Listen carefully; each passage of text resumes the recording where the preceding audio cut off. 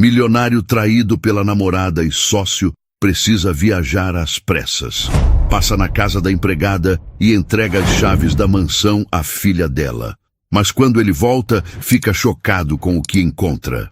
Eduardo Bastos sempre acreditou que o sucesso era uma fortaleza, construída com tijolos de lógica, trabalho árduo e uma vigilância constante. Aos 48 anos, ele comandava um império de tecnologia a partir de sua cobertura na Avenida Vieira Souto, com o Cristo Redentor abençoando sua janela e o mercado financeiro curvando-se aos seus comandos. Ele era um homem que não deixava pontas soltas. Cada contrato era revisado à exaustão, cada investimento calculado ao milímetro.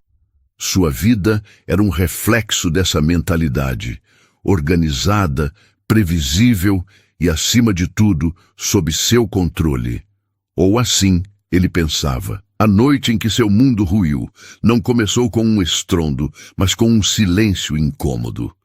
Renata, sua namorada há 3 anos, uma mulher cuja beleza vibrante parecia preencher qualquer ambiente, havia cancelado o jantar de última hora.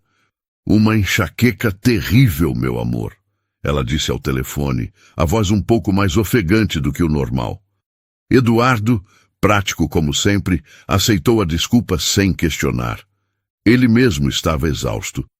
Havia passado o dia em uma reunião tensa sobre a fusão com um conglomerado alemão, uma negociação que vinha sendo sabotada por vazamentos internos inexplicáveis. Sozinho em sua sala de estar, cercado por obras de arte que valiam mais do que apartamentos inteiros, ele sentiu um vazio que o dinheiro não preenchia. Decidiu abrir um dos seus melhores vinhos, um Chateau Margaux, que guardava para uma ocasião especial. Enquanto o líquido rubi respirava no decantador, seu olhar recaiu sobre o tablet de Renata, esquecido na mesa de centro. Uma luz piscou, indicando uma nova mensagem. Normalmente, Eduardo jamais invadiria a privacidade de alguém. Era um princípio. Mas algo naquela noite, talvez a intuição aguçada de um homem acostumado a farejar traições no mundo dos negócios, o impeliu a pegar o aparelho. A tela se acendeu sem senha. E a mensagem estava ali, no topo da tela, vinda de um contato salvo como Gus. Ele engoliu a desculpa da enxaqueca. O caminho está livre. Me encontre no lugar de sempre. Traga os documentos que eu pedi. Com isso, na segunda-feira, a cadeira de presidente será minha. E nós dois finalmente teremos tudo. Gus, Gustavo, seu sócio, seu braço direito, o homem que ele considerava um irmão mais novo, a quem ensinara tudo o que sabia sobre o mercado. O ar pareceu ficar denso, pesado. Eduardo sentiu o sangue gelar nas veias e em seguida ferver em uma fúria silenciosa e devastadora. Não era apenas uma traição amorosa, um clichê sórdido de adultério. Era um golpe, uma conspiração fria e calculada, orquestrada pelas 2 pessoas em quem ele mais confiava no mundo. A enxaqueca de Renata, os vazamentos na empresa, as dificuldades na negociação com os alemães. As peças do quebra-cabeça se encaixaram com uma clareza brutal. Ele largou o tablet como se queimasse. O vinho, antes promessa de prazer, agora parecia um veneno. Caminhou até a imensa janela de vidro, olhando a cidade maravilhosa cintilar abaixo. As luzes do Rio de Janeiro, que sempre lhe pareceram um símbolo de suas conquistas, agora zombavam dele, testemunhas silenciosas de sua humilhação. Ele não era o rei em seu castelo. Era um tolo, cego pela confiança e talvez, admitiu com amargura, pela solidão que o tornou vulnerável aos encantos de uma mulher como Renata. A dor da traição era aguda, um punhal cravado no peito, mas por baixo dela, a mente de Eduardo já começava a operar. A raiva deu lugar a uma frieza cortante. Eles achavam que ele estava derrotado, lamentando uma dor de cabeça falsa em sua cobertura. Não podiam estar mais enganados. Ele não iria confrontá-los, não lhes daria o prazer de vê-lo quebrado. Ele iria desmantelá-los, peça por peça, usando a mesma arma que eles usaram contra ele. A surpresa. O plano se formou em sua mente com a velocidade de um processador. Os documentos que Gustavo mencionou, provavelmente cópias forjadas ou relatórios manipulados para incriminá-lo na reunião do conselho, marcada para a próxima semana. A matriz dos servidores da empresa, com os registros originais e backups invioláveis, ficava em São Paulo. Ele precisava ir para lá, imediatamente. Precisava reunir as provas irrefutáveis, que não apenas o salvariam, mas que enterrariam Gustavo e Renata sob o peso de seus próprios crimes. Ele se moveu com uma nova urgência. Em minutos, uma pequena mala de mão estava pronta. Documentos, carteira, um notebook seguro. Ele não podia usar seu motorista particular, um homem leal, mas que poderia, sem querer, comentar sobre a viagem repentina. Ele mesmo dirigiria até o aeroporto. Mas antes, havia uma última coisa: sua mansão. Um santuário que agora parecia contaminado. Ele não podia simplesmente deixá-la. Precisava de alguém de confiança para zelar por ela, para garantir que ninguém, especialmente Renata, entrasse ali na sua ausência.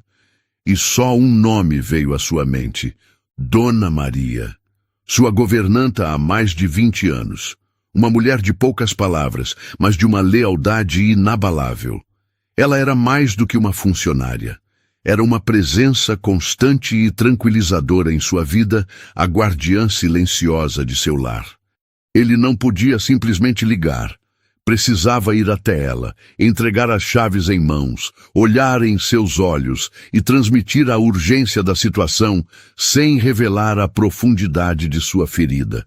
Eduardo desceu pelo elevador de serviço, evitando qualquer chance de encontro indesejado. Entrou em seu carro na garagem. Um sedã discreto, não o conversível que usava com Renata. Enquanto dirigia pelas ruas do Leblon, deixando para trás o brilho e a falsidade de seu mundo, em direção à simplicidade da Zona Norte, ele sentia como se estivesse cruzando um portal. Deixava para trás o Eduardo Bastos, o magnata traído, e se tornava apenas um homem, ferido e em busca de um porto seguro, por mais temporário que fosse. As ruas se estreitaram, os prédios diminuíram de tamanho e a vida transbordava das janelas abertas, com o som de televisões, conversas e o cheiro de comida caseira pairando no ar úmido da noite. Ele estava a caminho de Olaria, um bairro que, para ele, existia apenas como o endereço de Dona Maria em sua folha de pagamento. Um lugar de gente trabalhadora, de rotinas que começavam antes do sol nascer, um universo paralelo ao seu. A fúria que o consumiu na cobertura havia se solidificado em uma determinação gélida. O plano era simples, mas arriscado. Ele pegaria o primeiro voo para São Paulo, a chamada Ponte Aérea, que funcionava quase como um serviço de ônibus de luxo entre as duas metrópoles. Em São Paulo, ele iria diretamente para o data center da empresa, uma fortaleza digital da qual ele, como fundador, possuía acesso irrestrito em qualquer nível. Lá, ele espelharia os servidores, criando uma cópia forense de cada e-mail, cada transação e cada documento trocado entre Gustavo e seus cúmplices.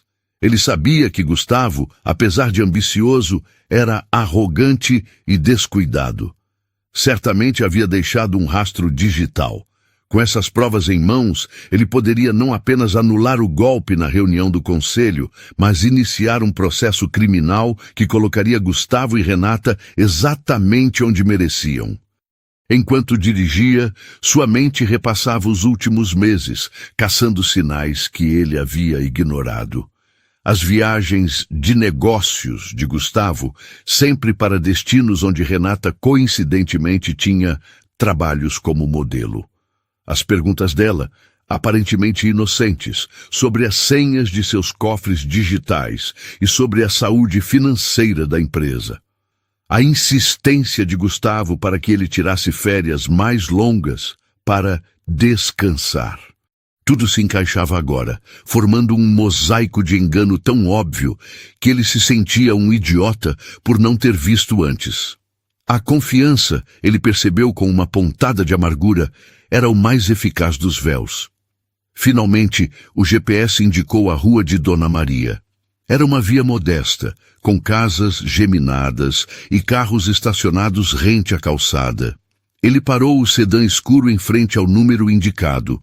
Um sobrado simples, mas bem cuidado, com um pequeno portão de ferro e vasos de samambaia pendurados na varanda.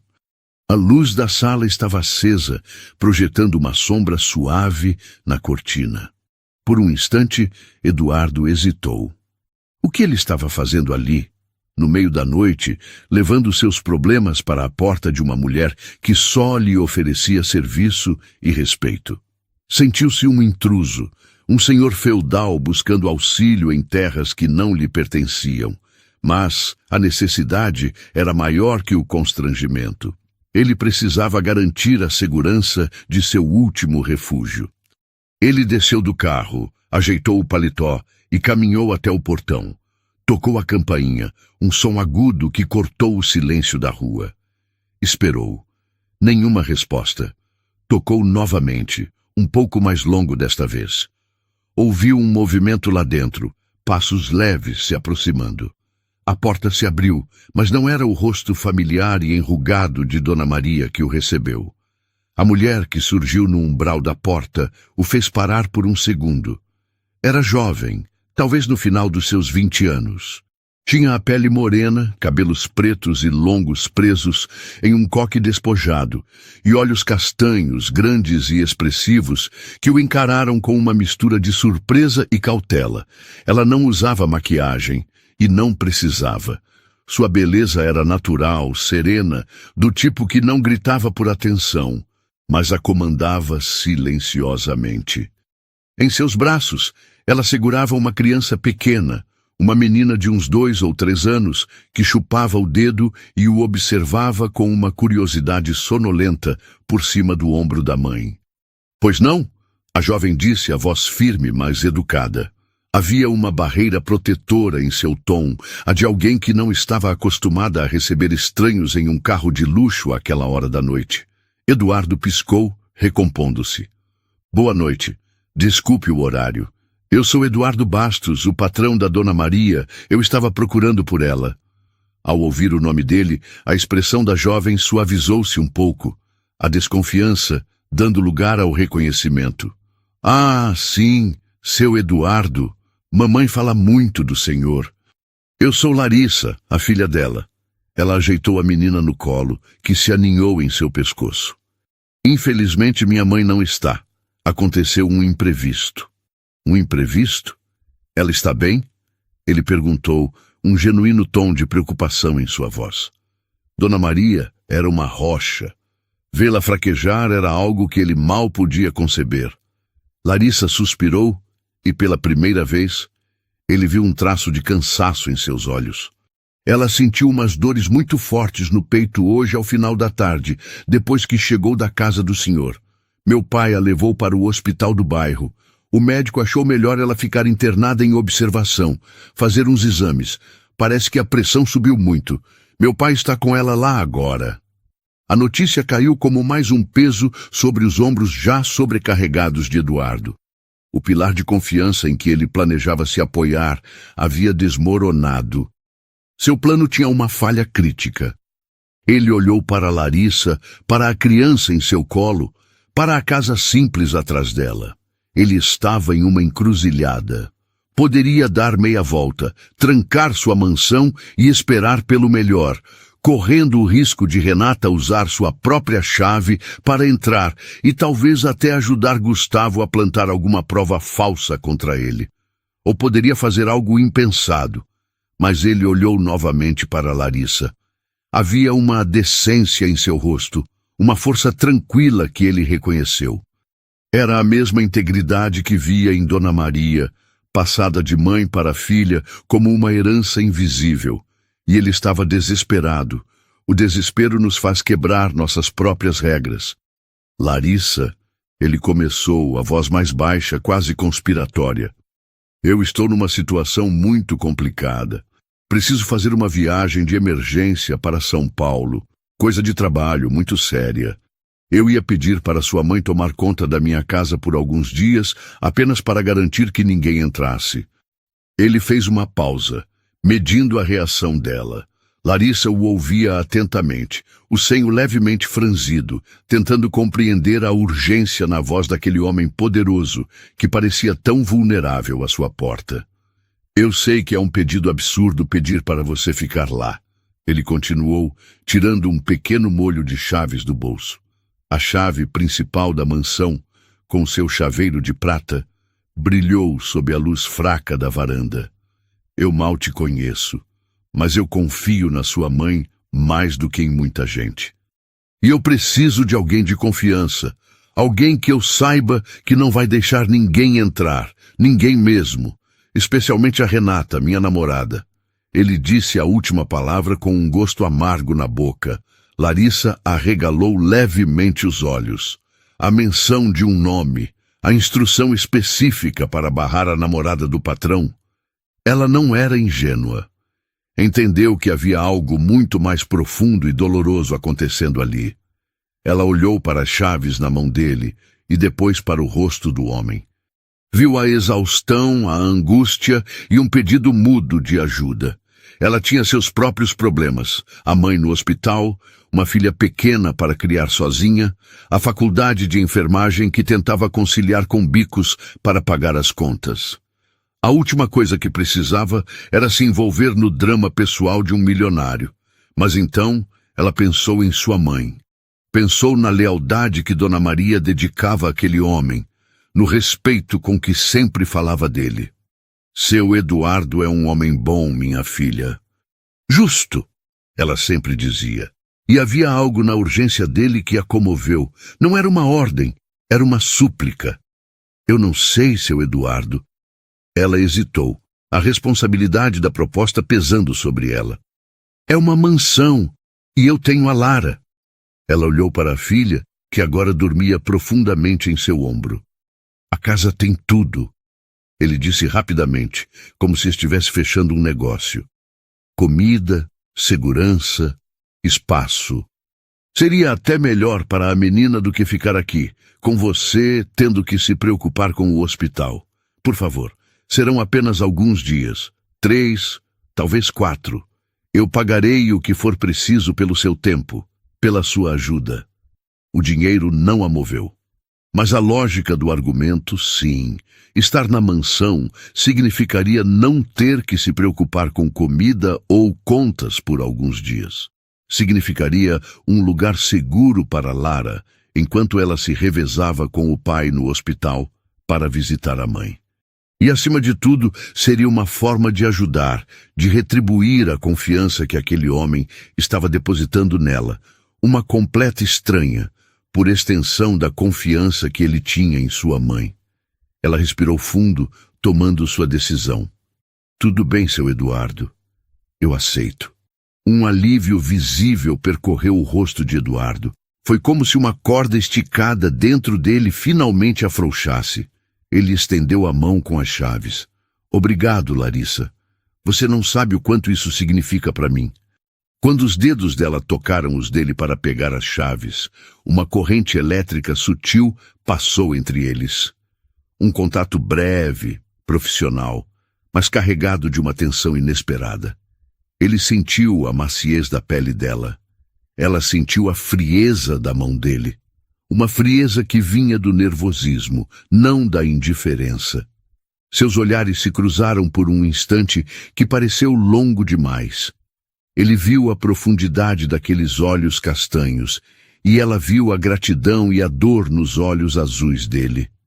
Apenas... Cuide da casa, ele repetiu, a voz um pouco rouca. Não deixe ninguém entrar. Eu volto assim que puder. Pode deixar, ela respondeu segurando as chaves com firmeza. Ele se afastou, caminhando de volta para o carro. Antes de entrar, olhou para trás mais uma vez. Larissa ainda estava na porta, a silhueta emoldurada pela luz, segurando a filha e as chaves de um mundo que não era o seu.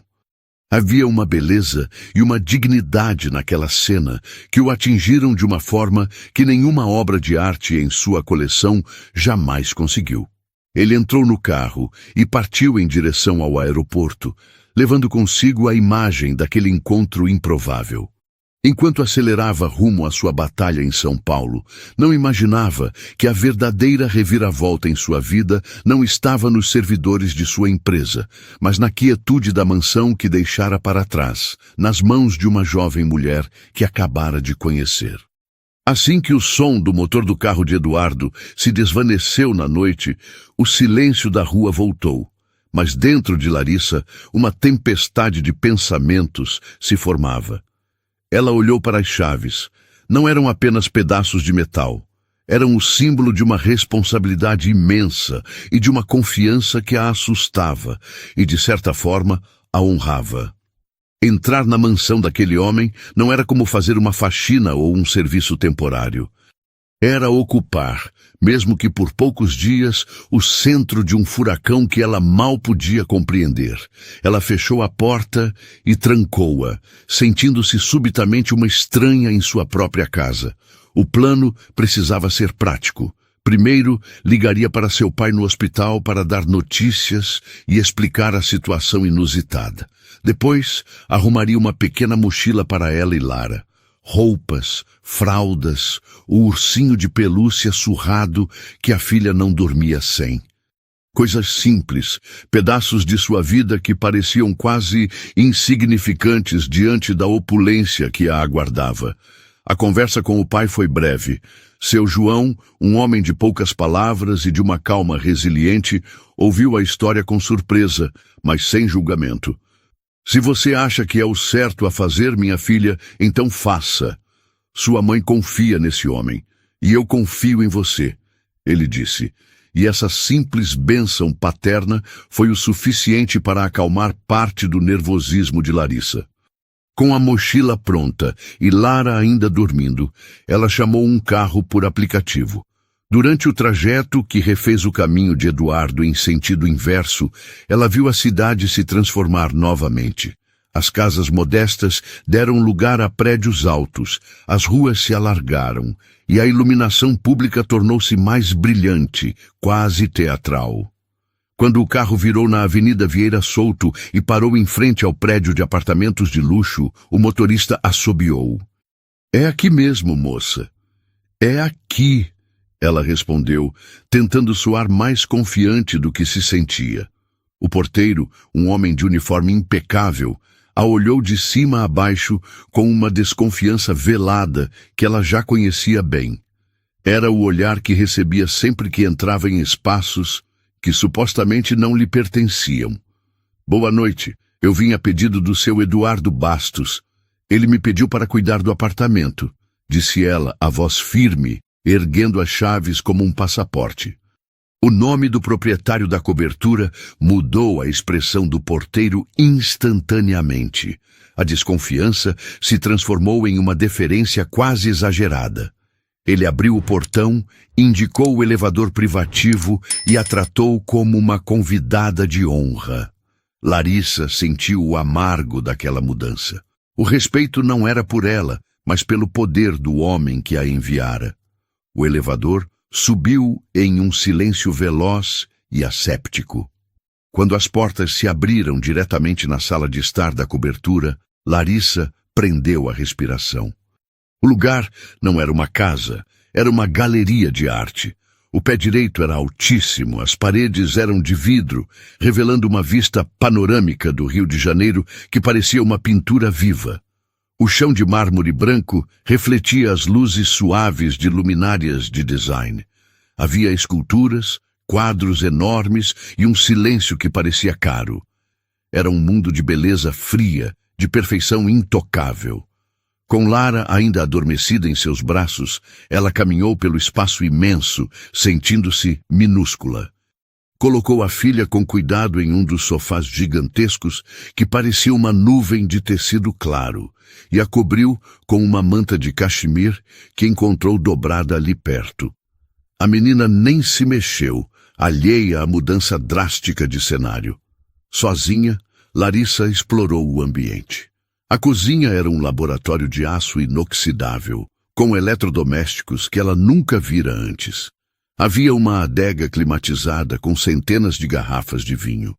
Ela abriu a geladeira e a encontrou abastecida com comidas gourmet, queijos importados e frutas exóticas. Tudo parecia existir para o prazer, não para a necessidade. Ela encontrou o quarto principal, a suíte de Eduardo. A cama era do tamanho de seu próprio quarto em olaria. Um lado estava perfeitamente arrumado, o outro levemente desfeito, onde ele provavelmente se sentara mais cedo. Sobre o criado mudo, ela viu o tablet, a tela escura. Ao lado, um porta-retratos digital exibia fotos de Eduardo com a mulher que ele chamava de Renata. Uma loira deslumbrante, sempre sorrindo para a câmera em cenários paradisíacos. Larissa sentiu uma pontada de algo que não soube nomear. Piedade? Curiosidade? Ela desviou o olhar. Não era da sua conta. Sua tarefa era simples: cuidar da casa. E cuidar da casa significava torná-la, de alguma forma, habitável para ela e sua filha. Ela encontrou um quarto de hóspedes, igualmente luxuoso, mas menos pessoal. Decidiu que seria ali que ficariam. Enquanto arrumava suas poucas coisas no closet espaçoso, sentiu a ironia da situação. Ela, que lutava para pagar o aluguel de sua casa simples, agora era a guardiã de um palácio vazio. Na manhã seguinte, a mansão acordou com um som que provavelmente não ouvia há muito tempo. A risada de uma criança. Lara, ao despertar, ficou fascinada com o espaço. Andou pelo mármore frio, bateu palmas para o próprio eco e ficou com o rostinho colado na janela, apontando para os barquinhos na praia lá embaixo. Ver a alegria genuína da filha naquele ambiente estéril aqueceu o coração de Larissa. Talvez aqueles dias não fossem ser tão ruins, afinal. Ela decidiu que não viveria ali como uma fantasma. Preparou um café da manhã simples para as duas na cozinha futurista, ignorando os ingredientes sofisticados e usando o trivial: ovos, pão, mamão. Enquanto comiam, ela colocou uma música infantil no sistema de som do apartamento e o som de A Galinha Pintadinha ecoou pela sala de estar. Um ato quase subversivo de normalidade. O dia passou em uma rotina que ela mesma criou. Brincou com Lara, explorou os cômodos, leu um de seus livros da faculdade na varanda, com a brisa do mar no rosto. À noite, depois de colocar Lara para dormir no quarto de hóspedes, ela se sentou no sofá da sala, olhando as luzes da cidade. Enquanto isso, a centenas de quilômetros de distância, em São Paulo, Eduardo Bastos operava com a precisão de um cirurgião em uma sala de guerra. A adrenalina e a fúria o mantinham alerta. Do aeroporto, tinha ido direto para o data center da empresa, um prédio anônimo e sem janelas na periferia da cidade, a verdadeira fortaleza de seu império. Usando seus privilégios de administrador-mestre, ele iniciou o processo de espelhamento dos servidores de comunicação. Era um trabalho meticuloso, que exigia paciência e conhecimento técnico. Enquanto os terabytes de dados eram copiados, ele começou a pesquisar as atividades recentes de Gustavo, os registros de acesso, os logs de impressão, as conexões remotas. E o que encontrou confirmou seus piores medos, mas também lhe deu uma satisfação sombria. Gustavo fora incrivelmente arrogante. Ele usara a rede da própria empresa para se comunicar com advogados especializados em aquisições hostis. Havia trocado e-mails com Renata a partir de seu terminal de trabalho, discutindo abertamente os planos para o dinheiro que desviariam após a tomada da presidência.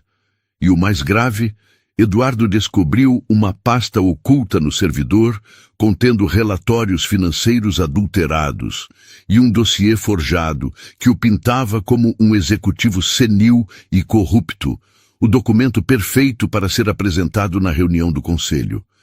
Era a arma do crime, a prova definitiva.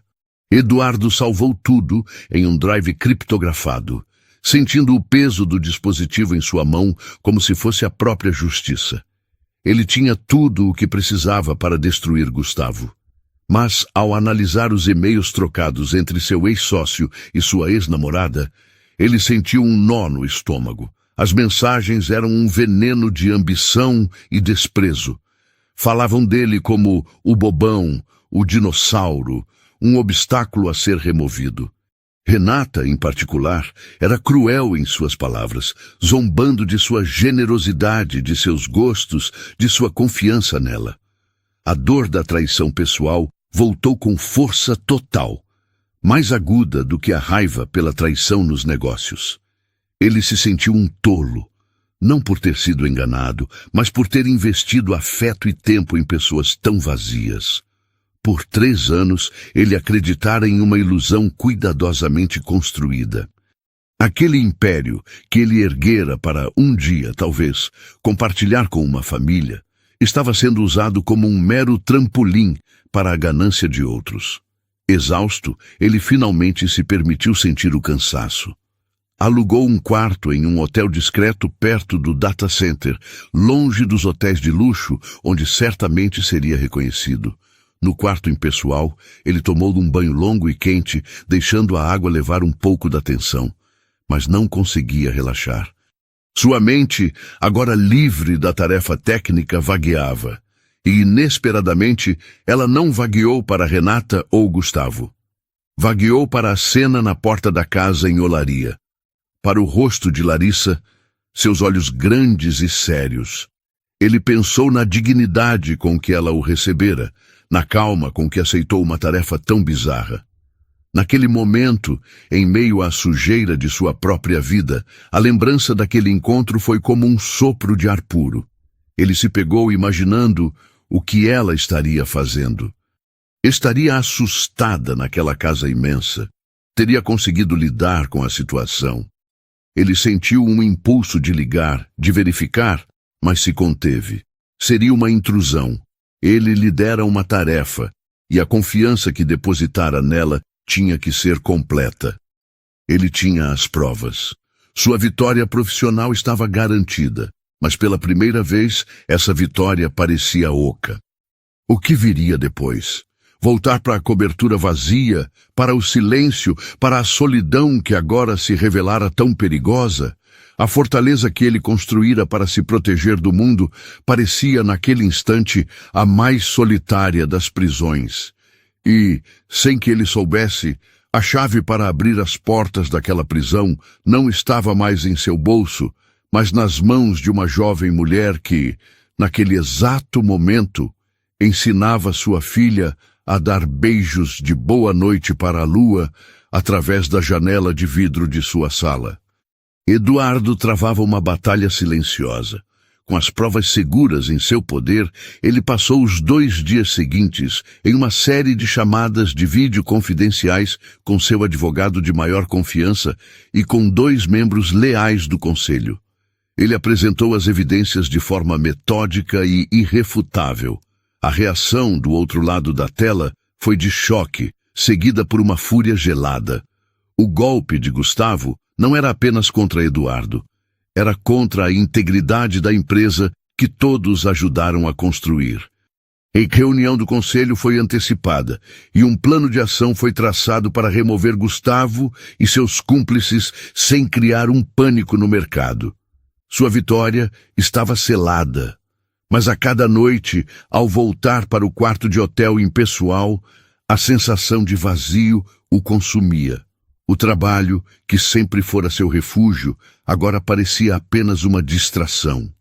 A adrenalina da batalha estava se esvaindo, deixando para trás o resíduo amargo da traição.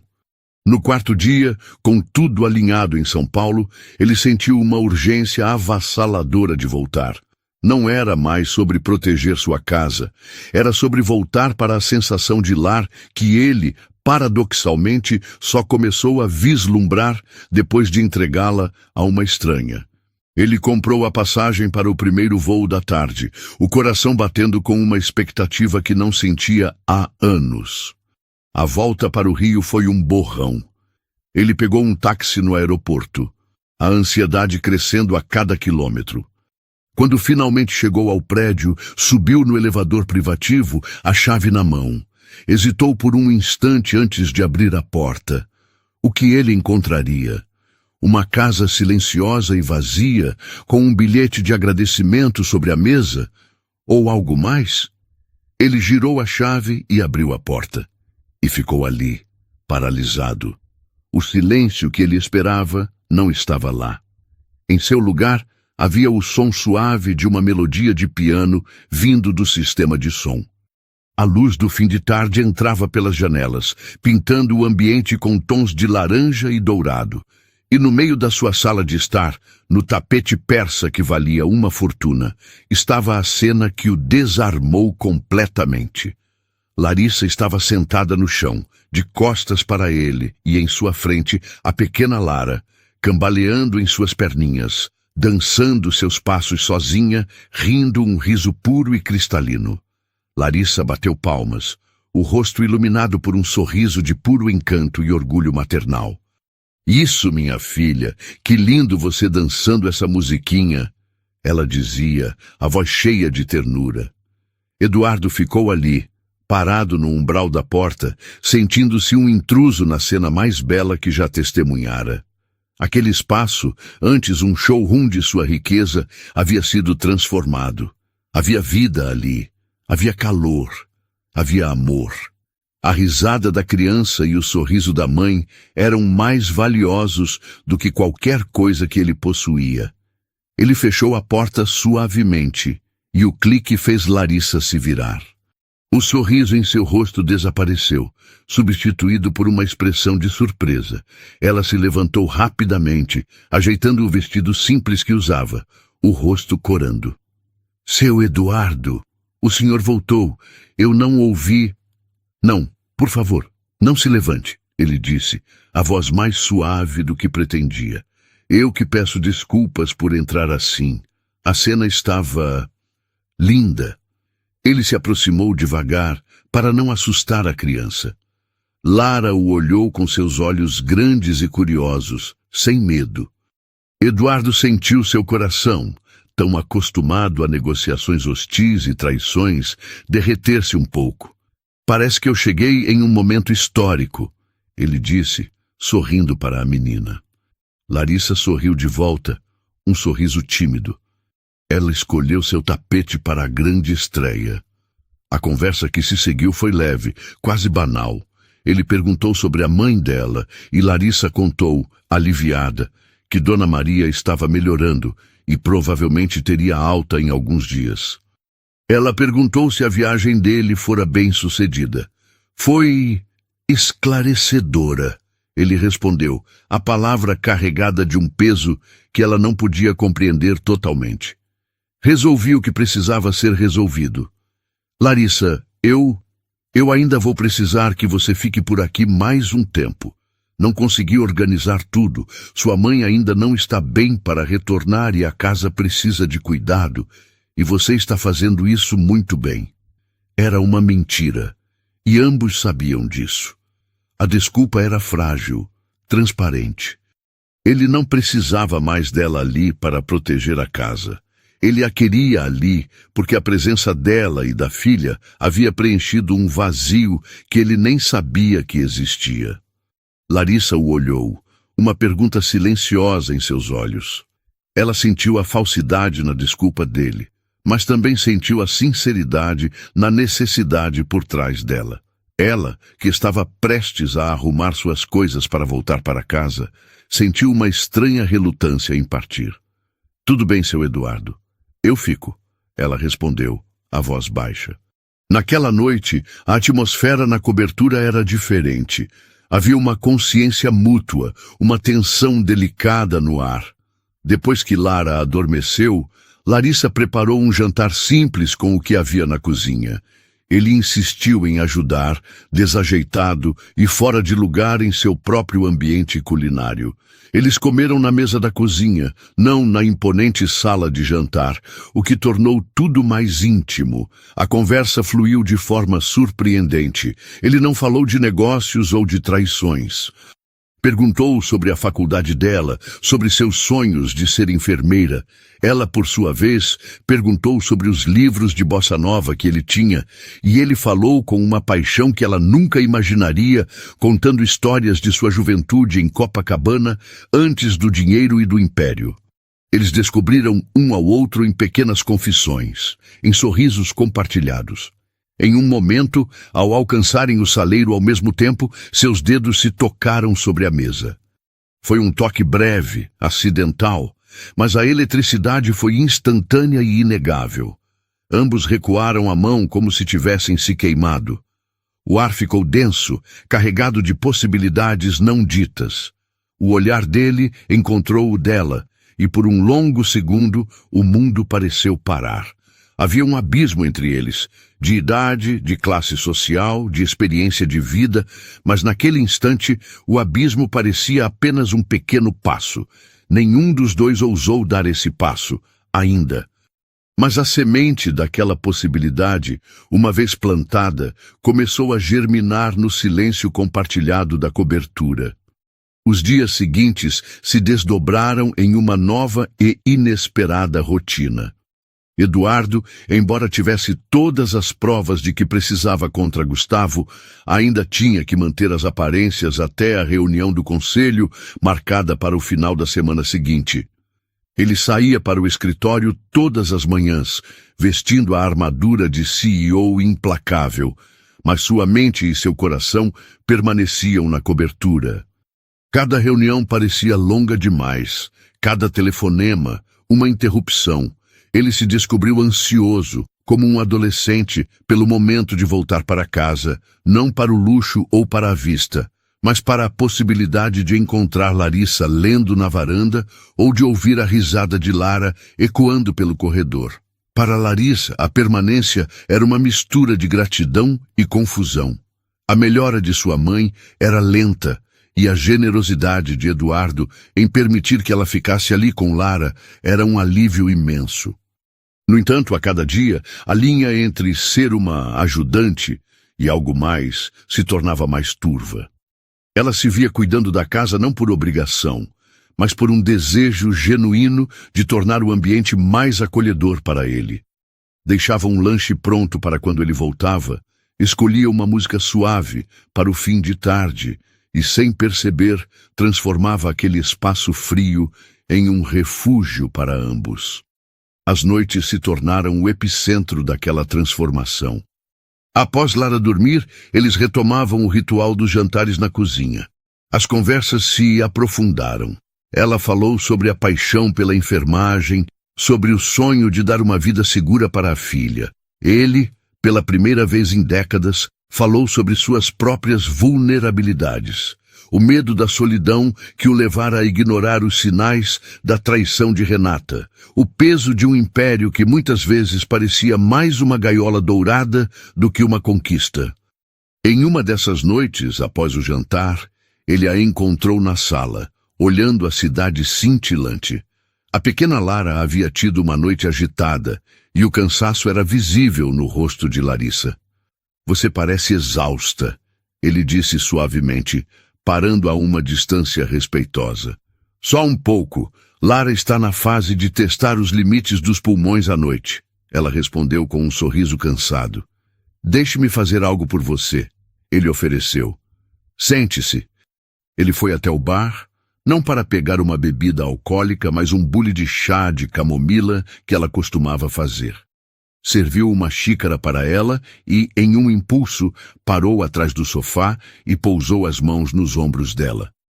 Larissa enrijeceu por um instante, surpresa com o contato. Mas então, os dedos dele começaram uma massagem suave, mas firme, em seus ombros tensos. Ele não disse nada, apenas trabalhou os nós de estresse com uma concentração silenciosa. O gesto era tão inesperado, tão íntimo e ao mesmo tempo tão respeitoso, que as defesas de Larissa começaram a ruir. Ela fechou os olhos, inclinando a cabeça para frente e permitindo-se pela primeira vez em muito tempo ser cuidada. O calor das mãos dele parecia penetrar sua pele, aquecendo-a de dentro para fora. Quando ele finalmente parou, o silêncio entre eles estava carregado de uma eletricidade diferente. Não era mais apenas curiosidade, era ternura. Ela se virou no sofá para olhá-lo, os olhos escuros brilhando com uma emoção que ele não conseguiu decifrar. Obrigada, ela sussurrou. Ele apenas assentiu, o coração batendo descompassado. A vontade de se inclinar e beijá-la era quase avassaladora, uma força magnética que o puxava para ela. Ele viu os lábios dela se entreabrirem levemente, os olhos fixos nos seus. O mundo exterior, com suas traições e reuniões de conselho, desapareceu. Só existiam os dois, suspensos naquele momento de pura possibilidade. Ele se inclinou devagar, dando a ela todo o tempo do mundo para recuar. Ela não o fez. E quando seus lábios finalmente se tocaram, foi com uma delicadeza que desmentia a intensidade do sentimento. Foi um beijo suave, exploratório, um teste de águas desconhecidas. Mas sob a gentileza, havia uma corrente de paixão contida, uma fome mútua por conexão que ambos vinham negando. Ele levou a mão ao rosto dela, o polegar acariciando sua bochecha, aprofundando o beijo. Ela respondeu, a mão subindo para tocar seu peito, sentindo a batida forte de seu coração. Quando se afastaram, ofegantes, nenhum dos dois sabia o que dizer. O abismo entre eles não havia desaparecido, mas eles haviam acabado de construir uma ponte sobre ele. Larissa, Ele começou, mas ela colocou um dedo suavemente sobre seus lábios. Amanhã, ela sussurrou. Vamos conversar. Lara amanhã. Acordou. Eu preciso ir vê-la. Ele entendeu. Aquele momento era frágil demais para ser dissecado com palavras. Ele apenas assentiu, deu um último beijo suave em sua testa e se retirou para seu quarto, deixando-a sozinha com o gosto do beijo nos lábios e um coração que batia com uma mistura de medo e alegria. Ambos foram dormir naquela noite com a certeza de que algo irreversível havia acontecido. Na manhã seguinte, a magia daquela noite frágil foi brutalmente estilhaçada. Eduardo estava na varanda da cobertura, uma pequena área com plantas exóticas que ele raramente visitava, quando ouviu o som. Um grito agudo, vindo do interior do apartamento, carregado de fúria e desprezo. O que você pensa que está fazendo aqui, sua favelada? Quem é você? Era a voz de Renata. O sangue de Eduardo gelou. Ele correu para dentro, o coração martelando contra as costelas. Na sala de estar, a cena era feia e cruel. Renata, vestida impecavelmente em um tailleur branco, estava parada como uma predadora, o rosto contorcido em uma máscara de nojo. Em sua frente, Larissa. Renata a segurava com as duas mãos, o corpo tenso, o rosto pálido, mas os olhos firmes. Quem é você para estar na minha casa? Para tocar nas minhas coisas? Está tendo um caso com meu marido? Cadê ele? Renata! A voz de Eduardo soou como um trovão. Ela se virou, surpresa ao vê-lo. Um sorriso venenoso se formou em seus lábios. Eduardo, meu amor, você voltou, e há tempo de me ajudar a expulsar o lixo. O que essa mulher está fazendo aqui? É a nova faxineira ou alguma peguete sua? Ah, preciso pegar meu tablet que esqueci aqui também. Larissa sentiu cada insulto como um tapa no rosto. A humilhação era um fogo que subia por sua garganta, queimando. Ela queria gritar, queria se defender, mas as palavras não saíam. É isso agora, Eduardo? Renata continuou, o tom subindo para um escárnio teatral. Me trocou por uma qualquer da periferia, uma empregadinha? Eu não acredito que você desceu a esse nível. Mas eu entendo, elas são fáceis, não é? Fazem qualquer coisa por um pouco de dinheiro. Eduardo caminhou até ficar entre as duas mulheres, o rosto uma máscara de fúria controlada. Renata, você não tem o direito de aparecer aqui. Sua chave não funciona mais. Como você entrou? O porteiro é um idiota, querido. Um pouco de charme e ele abre qualquer porta, ela disse desdenhosa. Mas isso não importa. O que importa é que você voltou e vamos sair, vamos almoçar fora. Mas antes me explique sobre essa aí na nossa casa. Não existe nossa casa, ele disse, a voz cortante como vidro. E você não tem o direito de insultar ninguém aqui. Eu sei de tudo. Sei do seu caso com o Gustavo. Sei do golpe que vocês armaram. A cor sumiu do rosto de Renata. O choque foi visível, mas durou apenas 1 segundo, logo substituído por um desafio rancoroso. Você deve estar maluco. Está falando bobagens, porque está na frente de outra mulher. Você vai se arrepender disso, Eduardo. Essas mulheres se fazem de boazinhas, de vítimas, mas são todas iguais. Só querem te dar o golpe. Abra os olhos. Ela só está aqui pelo seu dinheiro. Larissa ouviu tudo. Cada palavra venenosa se cravando em sua alma. Mas o que a feriu mais profundamente não foram os insultos de Renata. Foi o silêncio de Eduardo. Ele a defendeu da intrusão de Renata, mas não da acusação. Ele estava ali, paralisado entre seu passado sórdido e seu presente incerto, e em sua hesitação, em sua ausência de uma defesa clara e imediata de sua honra, Larissa sentiu uma humilhação ainda maior. Ele não disse, ela não é nada disso. Ele não disse, eu confio nela. Ele apenas ficou em silêncio. E aquele silêncio foi a única resposta que ela precisava. Respirando fundo, ela ergueu a cabeça. A palidez em seu rosto deu lugar a uma dignidade ferida. Com uma calma que surpreendeu a todos, inclusive a si mesma, ela se virou para Eduardo, ignorando completamente a presença de Renata. Obrigada pela oportunidade, seu Eduardo, disse ela, a voz firme, sem um pingo de tremor. Mas eu não posso ficar onde não sou bem-vinda e onde minha presença causa esse tipo de problema. E principalmente onde minha integridade é questionada. Sem esperar por uma resposta, ela se virou e caminhou em direção ao quarto de hóspedes, com a cabeça erguida e as costas retas. Cada passo era uma declaração de sua autoestima. Ela não era uma vítima. Ela era uma mulher que tinha um lugar para onde voltar, uma vida para viver, e não precisava daquele palácio de vidro para se sentir valiosa. Eduardo ficou paralisado, vendo-a pegar Lara e partir, a acusação de Renata ecoando em seus ouvidos e a dignidade silenciosa de Larissa o condenando mais do que qualquer grito.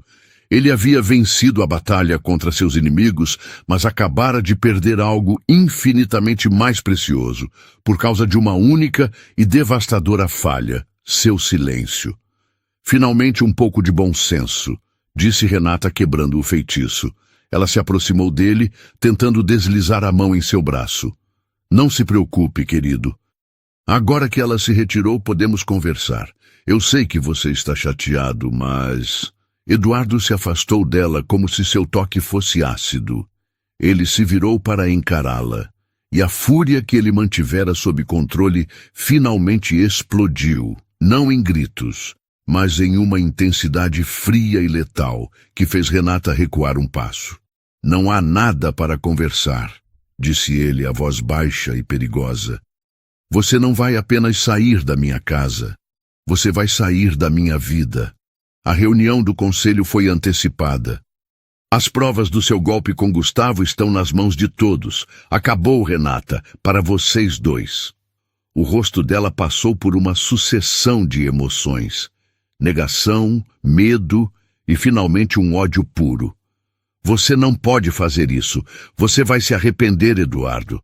Você vai acabar sozinho, velho e patético, nesse seu mausoléu de vidro. Eu prefiro a solidão à sua companhia, ele retrucou, a voz cortante. Agora saia, antes que eu chame os seguranças e torne isso um escândalo público muito maior do que já será. Renata o fuzilou com o olhar, percebendo que não havia mais cartas a jogar. Como um último grunhido de frustração, ela pegou sua bolsa de grife, virou-se e saiu batendo a porta do elevador com uma força que ecoou pelo apartamento. O silêncio que se seguiu foi ainda mais pesado do que antes. Estava feito. A parte tóxica de sua vida foi resolvida. Mas não havia sensação de vitória. Apenas um vazio profundo e a imagem da dignidade ferida de Larissa gravada em sua mente. Ele deitou ali no sofá na sala de estar, agora insuportavelmente silenciosa e vazia. O sol da manhã ainda entrava pela janela, mas não havia mais calor. O tapete persa estava vazio. O eco da risada de Lara havia desaparecido. A casa voltou a ser um showroom, um mausoléu, exatamente como Renata previra. E a solidão que o envolveu era mais fria e mais absoluta do que qualquer coisa que já sentiu. Nos dias que se seguiram, o escândalo empresarial veio à tona, mas de forma controlada. Eduardo, com o apoio do conselho, executou seu plano com precisão. Gustavo foi demitido sumariamente, confrontado com as provas irrefutáveis de fraude e conspiração. Antes que as ações legais pudessem ser formalmente iniciadas, ele e Renata desapareceram. Liquidaram contas, pegaram o dinheiro que já haviam conseguido desviar e fugiram do país, deixando para trás um rastro de prejuízos financeiros e vidas destroçadas. A notícia correu nos círculos empresariais, mas Eduardo conseguiu abafar o escândalo na grande mídia, protegendo a reputação da empresa. Ele era, mais uma vez, o rei vitorioso em seu castelo. Mas o castelo nunca pareceu tão vazio.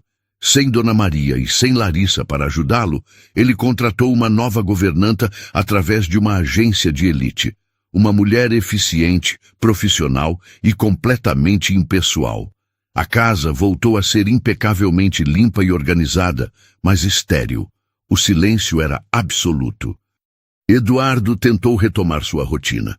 Acordava, lia os jornais financeiros, ia para o escritório, presidia reuniões.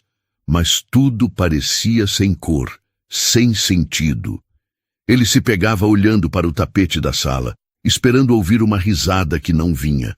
Passava pelo quarto de hóspedes e sentia um aperto no peito. A ausência de Larissa e Lara era uma presença física, um fantasma que assombrava cada cômodo. Ele se lembrava de cada detalhe, do jeito como ela franzia a testa ao se concentrar em um livro, do sorriso que iluminava seu rosto quando olhava para a filha, do toque de seus dedos sobre a mesa, e, acima de tudo, lembrava-se de seu olhar de decepção antes de partir. Aquele olhar o assombrava em seus sonhos. Movido por uma necessidade que não conseguia mais ignorar, ele começou a visitar Dona Maria no hospital. Ela havia melhorado, mas precisava de repouso e acompanhamento. Ele chegava com flores, frutas, oferecia ajuda com as despesas médicas que ele insistia em cobrir integralmente. Dona Maria ficava grata, mas seu pai, seu João, o recebia com uma polidez fria, uma distância que Eduardo sabia que merecia. Ele ia com a desculpa de ver como Dona Maria estava, mas no fundo, a cada visita, seu coração acelerava com a esperança de encontrar Larissa. E às vezes, ele a encontrava. Ela estava sempre lá, cuidando da mãe, conversando com os médicos, sua competência e sua calma naturais em pleno exercício. Mas para ele, ela era distante. Agradecia a ajuda com a mãe com uma educação formal que era mais dolorosa do que qualquer acusação. Obrigada, seu Eduardo. O senhor é muito gentil. Não precisava se incomodar, seu Eduardo. Ela o mantinha a uma distância segura, erguendo um muro de polidez impenetrável. Através de conversas com Dona Maria, ele foi juntando os pedaços da história dela, uma história que ele deveria ter perguntado antes. Descobriu que ela era uma das melhores alunas de sua turma de enfermagem, mas que teve que trancar por não ter condições de pagar. Descobriu que o pai de Lara era um namorado da juventude que a abandonou assim que soube da gravidez, sumindo no mundo. Descobriu que ela enfrentava tudo: a faculdade, a maternidade solo, os bicos para pagar as contas. com uma coragem e uma dignidade que o deixavam humilhado. Ele via a força nela, uma resiliência forjada no fogo da vida real, não nas batalhas assépticas das salas de reunião, e a admiração que sentia por ela se transformou dia após dia em algo mais profundo, mais doloroso e mais real. Ele não estava apenas encantado, ele estava irremediavelmente apaixonado pela mulher que ele deixou partir. Apaixonado por sua força, por sua integridade, por sua capacidade de criar beleza e amor em meio às dificuldades. A percepção o atingiu com a força de uma revelação. Todo o seu sucesso, seu dinheiro, seu poder, nada daquilo importava. Ele trocaria tudo por um único sorriso genuíno dela, pela chance de voltar àquela noite na cozinha e desta vez ter a coragem de não recuar a mão. Num fim de tarde, a chuva caía, lavando a cidade, e ele dirigiu até Olaria. Dona Maria havia recebido alta e estava em casa. Eduardo ficou dentro do carro por longos minutos, reunindo uma coragem que nunca precisou ter para fechar um negócio de bilhões de dólares. Finalmente, ele respirou fundo, saiu do carro e caminhou sob a chuva até o pequeno portão de ferro. Bateu a porta, o som abafado pela cortina de água. A porta se abriu, e lá estava ela, Larissa, surpresa, o cabelo levemente úmido, vestindo uma roupa simples de ficar em casa. Ela o olhou, a expressão indecifrável. Eduardo? Ela disse, usando o nome dele sem o seu pela primeira vez, o que o pegou de surpresa. Ele estava encharcado, o terno caro amassado, o cabelo grudado na testa. Ele não parecia um magnata. Parecia apenas um homem, vulnerável e desesperado. Eu sei que talvez eu seja a última pessoa que você queira ver. Ele começou, a voz embargada, lutando para encontrar as palavras certas. Mas eu não podia mais ficar sem dizer isso. Ela não respondeu, apenas o observou, os braços cruzados, esperando. Ele continuou, as palavras saindo em um jorro de emoção contida. Desde o dia em que você saiu, minha casa não é mais a mesma. Ela voltou a ser o que era antes, um lugar vazio, silencioso, sem vida. Quando você e a Lara estavam lá, mesmo sendo poucos dias, tudo fazia sentido. Tinha calor, tinha risada, tinha um motivo para voltar no fim do dia. Os olhos dela brilharam com lágrimas não derramadas, mas seu rosto permaneceu impassível. Ele deu um passo à frente, aproximando-se da soleira da porta, como se pedisse permissão para entrar em seu mundo novamente. Eu não estou aqui só para pedir desculpas pelo meu silêncio. Não há desculpa para aquilo. Eu fui um covarde. Eu fiquei paralisado e te magoei, e vou me arrepender disso pelo resto da minha vida. Eu estou aqui para te pedir uma chance. Não para consertar o passado, mas para construir um futuro. Uma chance de mostrar que o homem que você começou a conhecer naquela noite na cozinha é quem eu realmente quero ser. Uma chance de fazer da minha casa um lar de verdade, mas só se for com você e com a sua filha. As lágrimas que Larissa tanto segurara finalmente rolaram por seu rosto. Ela as enxugou rapidamente com as costas da mão. O coração dela estava em guerra. A mágoa ainda estava lá, mas a sinceridade na voz dele, a dor em seus olhos eram inegáveis. Ela também sentiu falta dele. Sentiu falta das conversas, da inteligência dele, da gentileza que vira por trás da fachada de poder.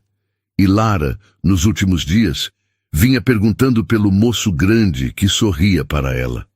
Ela abaixou os braços, o corpo relaxando um pouco. E em um sussurro, tão baixo que a chuva quase o encobriu, ela disse, a gente também sentiu a sua falta. Foi tudo o que ele precisava ouvir.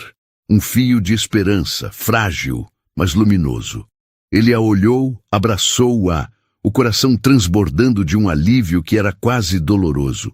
Eles ficaram ali, na porta, com a chuva caindo ao redor, um abismo de dor e mal-entendidos entre eles, mas com uma ponte de saudade e de um sentimento inegável começando a ser construída. Naquele instante, sob o céu cinzento do Rio de Janeiro, uma nova história, uma história de redenção, de perdão e de um amor improvável, mas verdadeiro, estava finalmente pronta para começar.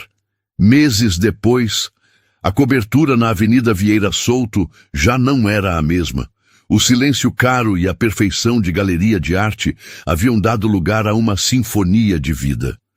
Risadas ecoavam onde antes havia apenas o som do vento, e pequenos desenhos coloridos, orgulhosamente fixados com ímãs na porta da geladeira de aço inoxidável, eram agora as obras de arte mais valiosas da casa.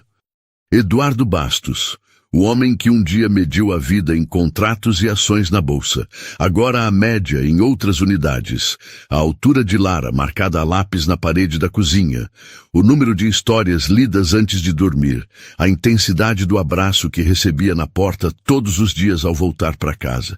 Ele descobriu que a verdadeira riqueza não estava em sua conta bancária, mas no som de sua esposa, Larissa, chamando-o para o jantar e no grito alegre de papai que o recebia. Ele nunca se esqueceria da primeira vez que Lara o chamou assim. Foi em um domingo ensolarado no parque, cerca de 6 meses depois daquele reencontro na chuva. A menina tropeçou e caiu. Ele correu para pegá-la no colo, e ela, entre lágrimas e um joelho ralado, aninhou-se em seu peito e soluçou. Papai, dodói. Naquele instante, o coração de Eduardo, que resistira a golpes no mercado e traições, se partiu e se refez, maior e mais forte do que nunca. Ele chorou ali mesmo, abraçado à pequena, sob o olhar emocionado de Larissa. Dona Maria, com a saúde plenamente recuperada, finalmente aceitou a aposentadoria que Eduardo tanto insistiu em lhe dar. Mas ela não se afastou.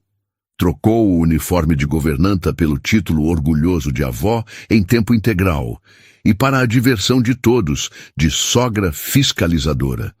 Ela aparecia quase todos os dias, trazendo um bolo de fubá, mimando Lara e dando a Eduardo conselhos não solicitados sobre tudo.